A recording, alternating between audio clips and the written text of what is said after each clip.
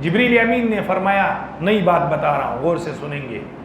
جبریل نے فرمایا میں 4 مرتبہ اپنی زندگی میں عرش سے لے کر زمین تک پوری طاقت سے آیا ہوں. 4 مرتبہ. ایک مرتبہ جب ابراہیم علیہ السلام کو منجنیق میں ڈالا اور آگ کی طرف پھینک رہے تھے، عرش سے مجھے اللہ پاک کا سدرہ منتہا سے مجھے حکم ہوا، وہاں سے میں پوری طاقت سے آیا اور ابراہیم علیہ السلام کو میں نے آگ میں بچا کر کے اس کو رکھا. دوسری مرتبہ جب اسماعیل علیہ السلام کے اوپر چھری پھر رہی تھی، اب چھری نے کاٹنا تھا، عرش سے مجھے حکم ہوا، میں آیا اور اللہ نے مجھے کہا جاؤ مینڈا لے جاؤ، اس کے بدلے میں رکھ دو. دوسری مرتبہ میں پوری طاقت سے اس وقت آیا. جب چھری پھیری اور یہ ذبح ہو گیا مینڈا تو اسماعیل ذبیح اللہ مسکرا رہے تھے. تو جبریل امین نے فرمایا اللہ اکبر اللہ اکبر. یہ جو دن نہیں ہے یہ تکبیرات کے دن ہے، آپ کو وہی ثواب ملے گا. اس لیے چلتے پھرتے اٹھتے بیٹھتے موٹر سائیکل پر گاڑی پر کوئی آپ کو دیوانہ کہے ملنگ کہے پاگل کہے، آپ نے تکبیرات کہنے.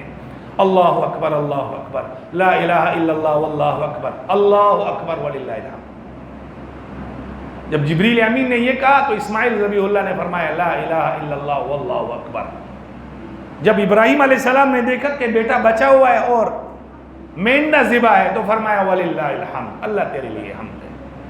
تیسری مرتبہ جبریل امین نے فرمایا اس وقت میں پورے پاور سے زمین پر آیا، پوری طاقت سے میں زمین پر آیا جب یوسف کے بھائیوں نے یوسف علیہ السلام کو باندھا، نیچے ڈال رہے تھے، رسی توڑی، نیچے تک پہنچ گئے تھے پانی کہ آخر تک پہنچنے والے تھے. مجھے عرش اور سدرۃ المنتہا سے حکم ہوا، وہاں سے میں اپنی پوری طاقت سے آیا اور میں نے نیچے حضرت یوسف علیہ السلام کو تخت پر بٹھایا.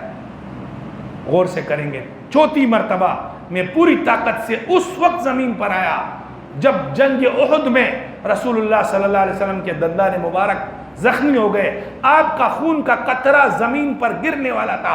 اللہ نے فرمایا جا جبریل قطرے کو زمین پر مت چھوڑنا، اگر یہ قطرہ رسول اللہ کا زمین پر گرا پوری زمین خاک میں مل جائے گی، پوری زمین جل جائے گی. اس قطرے کو میں نے روکا.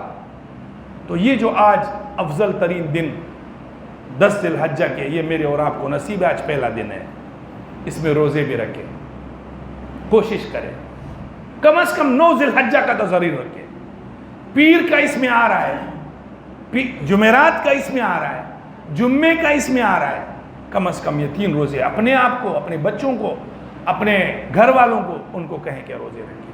آپ یقین جانیں اتنے فضائل احادیث میں نے پڑھے ان دنوں کے جس کی حد نہیں. تو جب اس دنوں کے فضائل ہیں تو گناہ کتنا بڑا ہوگا ان دنوں میں. غور کریں گے میری بات میں. بھائی جب ایک چیز میں ثواب زیادہ ہے، بیت اللہ میں ایک نماز 1 لاکھ ہے، گناہ بھی. اس لیے تو قرآن نے کہا وَمَن يُرِدْ فِي بِالْحَادٍ بِظُلْمٍ نُذِقْهُ مِنْ عَذَابٍ عَلِيمٍ.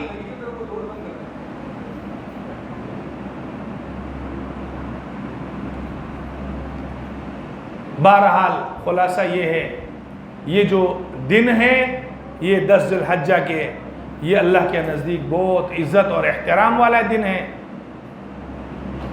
یہ بہت احترام والے دن ہے. ان دنوں میں اپنے اللہ سے اپنا تعلق جوڑ لیں. اللہ نے ہمیں ایک دن نصیب کیے ہیں. تکبیرات، نمازیں، انہی دنوں میں. دوسرا عمل قربانی کا ہے. قربانی بھی جن لوگوں کے پاس صاحب حیثیت ہے 30,000 روپے کا موبائل لے سکتا ہے، 50,000 کا موبائل لے سکتا ہے، قربانی نہیں لے سکتا. اور بیوی کے ساتھ ہیلا نہیں کرو کہ سونا تو اس کا نہیں ہے، اس کا سونا میرا ہے. بھائی اس کے پاس 2 تولہ سونا ہے، اس پر 1 تولہ سونا ہے، اس پر قربانی واجب ہے. 50,000 روپے کی چیز اگر اس کے پاس موجود ہے اس پر قربانی واجب ہے.